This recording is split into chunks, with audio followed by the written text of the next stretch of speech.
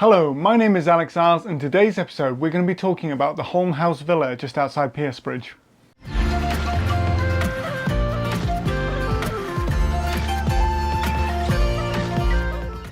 Welcome back. So the Holm House Villa is another one of the Northern villas. The most northerly villas in the Empire in County Durham. You don't find villas in Northumberland, mainly because it's a military zone, you've got Hadrian's Wall, they just don't exist up that way, and there's a lot of good reason for that. If you think about it, that area was under military control, the north of the wall was either producing goods for the wall or was being basically subjugated by Roman troops. You know, it's not a good idea to suddenly build like a luxury house in an area where basically it could turn into a war zone at any time. You just don't find those sort of things there. You find them in more areas where you have stability. And the Holm House Villa is down in County Durham, and it's not far away from a Roman fort of Peircebridge, which has led some people to think, is this a retirement home almost? You know, someone's done their 25-year service, they've come out the army, and they've seen this plot of land nearby, and they've gone, you know, I'm going to build my villa there. It's not very close to the Vicus, it's slightly further along the river from where the Vicus is, but you have the Roman fort with its Vicus outside of it, and then slightly further down the river you actually have the location of Holm House Villa. Now when you have this, the reason why we know about this is that first of all it was found in aerial photography, so you see a lot of aerial photography in the 1970s, and then what happened was they decided to dig the site ahead of major gravel extraction going on in the area. So in the modern day, obviously, construction is a huge thing. We need houses, people need places to live. We need basically materials like sand and gravel to help with building any form of structure that we're building in the modern day. We sell gravel or we use it as foundations or all of that sort of stuff. It's a really good thing to use as a foundation because it drains away water and helps with the water table and all of that sort of stuff, so you don't get flooding in and around urban areas. So because of that, gravel has been extracted out of various parts of the British Isles, and abroad we import as well gravel and sand for building and other things like that as well. Now with that happening, they were going to destroy the area by basically extracting the gravel, so they decided to do an excavation to basically find out what was going on in the Holm House Villa ahead of the fact that it was going to be totally gone. When they started, they excavated the whole site and then they got a history of it. So in the first phase is the wooden timber roundhouse phase. So it was a British Iron Age settlement. You would have an enclosure, which was a dug enclosure with palisade wall and then a number of timber roundhouses in the centre, which is generally what we find for Iron Age settlements in the north of Britain, especially County Durham, Northumberland. That is how people were living. Small enclosed communities where you'd found a farm around the outside and you delineated spaces by ditches. That would delineate inside from outside and separate your community from the outside world by ditches, and you do the same for your farming as well. You would dig ditches to separate fields, so you knew that that field was on one side, this field was on the other. It takes up far less resources than building fences or things like that, but you probably would also have hedgerows and things like that too, which don't show up well in the archaeological records because obviously once a plant's died, its roots turn back into soil, they rot away. But you do sometimes find them. The next phase was a small rectangular building in the northwest of the previous enclosure. So they built that small rectangular building and that existed during the early 2nd century. But then by the mid-2nd century, it was enlarged with wings. So I've mentioned this when I was talking about other villa videos. What you generally find is you start off with just a block, which is either just a normal building or a corridor villa. A corridor villa is where you have a corridor and then a number of rooms coming off that corridor, and that's how you have a corridor villa. They're then aggrandized or enlarged by adding 2 additional wings on the edge, so it just butt out a little bit, and that would make the house look more impressive.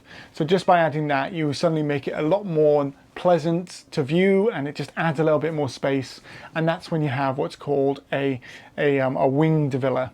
Following on from that, they then added on an apsidal wing. Now this is quite a large thing. It's almost the same size as the actual original rectangular building. And this was off to one side and you had a curved ending structure which had hypercaust underneath. Now a hypocaust is for heated floors. So this room here is probably for greeting your guests. If you think at the end you've got the apsidal area. So when you've got an apsidal area, this is a focal point. The whole point of this is to bring people's attention to whatever is in the apsidal area. So the villa owner, if he has guests, they're going to have a nice large decorated floor. The walls are all painted. They actually found the evidence of painted plaster, so it's a very nicely decorated room. And then when you've got that, they would enter in, and at the far end, sitting on a seat, is probably the villa owner. And the villa owner sits there looking all grand and powerful, and suddenly people start coming in and they have to come up to him. And this could be the people in the local area who are basically coming to pay their fees to him, or to, you know, their tenancy fees or anything like that. And they are coming to him and he is hosting them, and the room is heated. So that means that it's a very nice warm area where he's able to show off his power to his tenants or to his guests. And also that might be a place where you have meetings, that sort of stuff. It's a very, very nice space.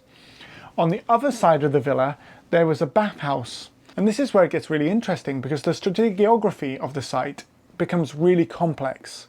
Understandably, gravel quarrying had already started, and so because of that, the whole site has been churned up, and when it's been churned up, you're not really sure what levels things are at. And so just to do a quick explanation of stratigraphy, what you have is the things at the bottom are going to be the oldest, the things at the top are the youngest, and as you go through history, you get new levels put in, and those levels each tell you a story. Now sometimes, let's say you've got a section, and what happens is that you need to dig a building. So you dig down the foundations. So you put in your sand, then you put your gravel on top, then you put your blocks of stone, and then you build your building on top. Well, what happens is in your stratigraphy is you've got, you know, your nice Neolithic level at the bottom, then your Bronze Age, then your Iron Age settlement, and then bang through the middle, you've got a Roman wall. So that's nice and easy. You can go, all right, they came along, they dug their foundations, and then the Roman building is built on top of the Iron Age settlement. That makes sense. If you come along and you're doing gravel quarrying, everything gets churned up, so everything isn't really where it should be, and it gets confusing. And what they found in the bathhouse was the bathhouse was being used for feasting, they think, because they found a load of cattle bones within the bathhouse. Now, this was said by the archaeologists when you read the report, that the bathhouse was being used for improper use. And what they suggested was that basically this was a native Briton who'd gone Roman. So the native Briton comes along, he's managed to somehow survive the conquest, he's basically got his land and he's got his roundhouses, he builds, you know, his block, which is a proto-villa, and then from there they add on in the next next generation, they've made some money, they add the wings on, they add the apsidal end. But the thing is because they're British, they don't understand how things work.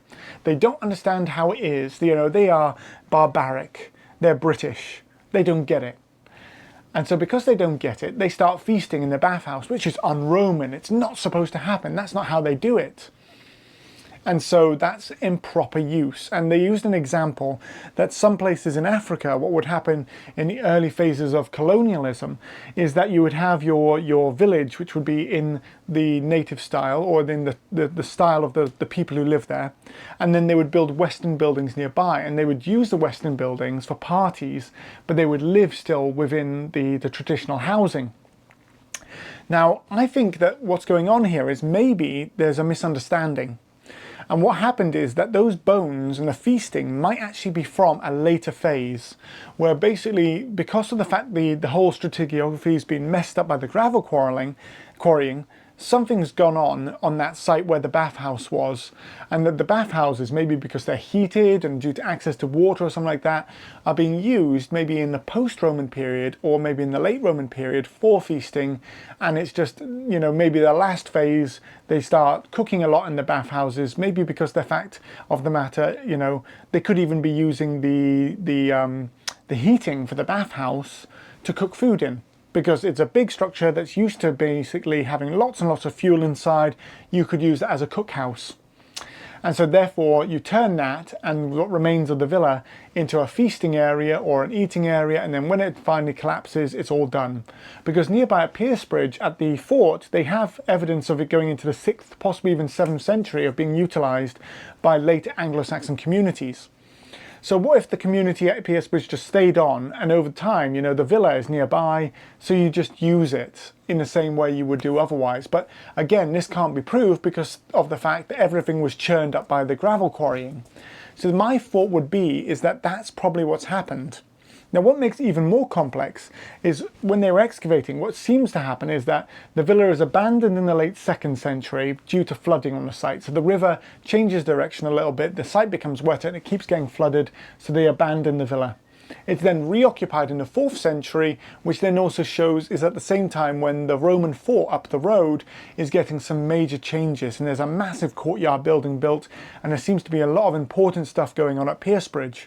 So this could be that the villa is rebuilt in the 4th century and reoccupied because they're reconnecting it back, and it could be maybe that this is a social space for whoever is the big important person further up the road at Peircebridge, or now because there's a big important official working at Peircebridge, you want to have that villa as a site where you can basically use it. Maybe you want to get close to that guy, so you reoccupy the villa, and that's a way of dealing with this really high status individual.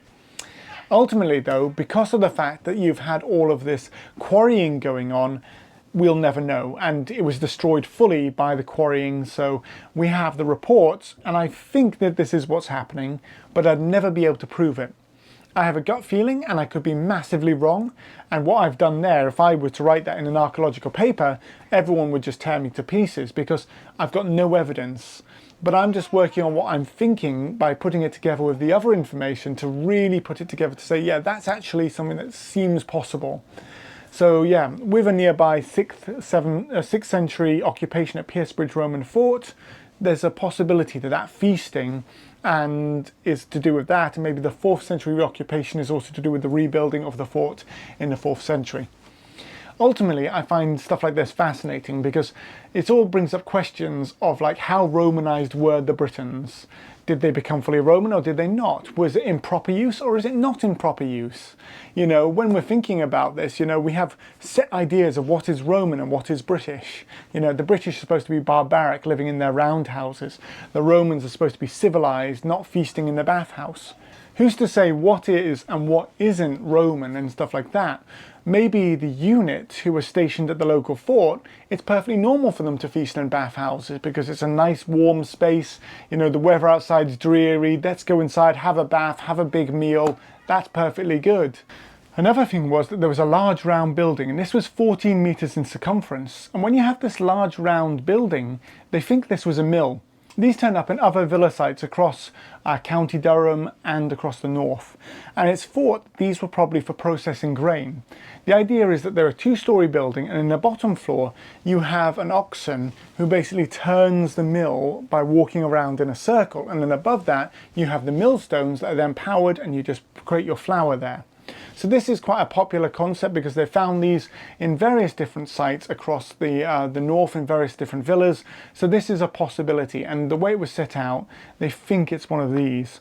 The problem is a lot of them are so damaged by the fact that the stone's been robbed afterwards, or you can't find certain things like the central post pad for where you would have the central post that would then turn, that you really find it difficult to actually identify these structures. But it seems likely that this is what it is. The other alternative one was that because there was a small area in it that could possibly represent an altar, was that this could actually be a shrine. Now, I would say I'm less likely to think it's a shrine, and instead that might be an area which would basically be a brace for the 2nd story. Now, one of the reasons why they suggest a shrine is because within it there seems to be an area that would suggest where there was an altar. Now, the alternative thing, if that was a mill, it could just be a part of the bracing that's actually needed for the 2nd story, and therefore that makes a lot more sense for the mill. Now, between the two, between a shrine, as in where you'd have an altar in a large circular space and this is a Romano-British temple, or the idea that this is a mill, I would go more towards a mill, because we know that Romano-British temples, or Romano-Gallic, because you find them across in northern France or in France as well, is that they are squares within squares. So you'd have a large a wall around the outside or a palisade wall, and then you have your square building inside, which is the temple with an altar inside, rather than a round one. You don't really find round ones. So in the 4th century, when these round or circular buildings are popping up, it's more than likely that these buildings are actually the mills that are basically providing for the local site, because all the grain's been brought in, it's been ground into flour, and then it's been exported to provide revenue for the villa owner. And that's what I would go with as well. And there's another one for you there, Holme House Villa, the villa that was destroyed by gravel excavation. And the interesting thing about it, obviously, is it provides more questions for us than it does answers, mainly because of the fact we only have the data that was there at the time of the excavation, and the fact that it was so churned up by the previous gravel excavation before it. I would love to know what your thoughts are. Put them down in the comments section. I'd love to hear your ideas. Please keep it civil, because that would be amazing there. But alongside that, as always, if you haven't already subscribed, please do subscribe, because we can grow the channel. It means more people watch the videos, and we share this history with them, and I absolutely love doing this. If you would like to go the next step and support me a bit more, I do have a Patreon account and a Ko-fi account, which you can find in the description below. And alongside that as well, I'm always looking to improve the channel. So put your statements about different things you're interested in. If you'd like to hear more about Peircebridge, Roman fort, happy to do a video about that, because it's an interesting one for me to learn about as well, and to actually do videos about as well. Maybe even a boots on the ground one with my GoPro. So that would be fun for me too. As always, I really enjoy doing these videos, so thank you so much for watching. Share the video with your friends, and I hope you'll join me for another video in the near future. Until then, though, stay safe and well, and thank you very much for watching.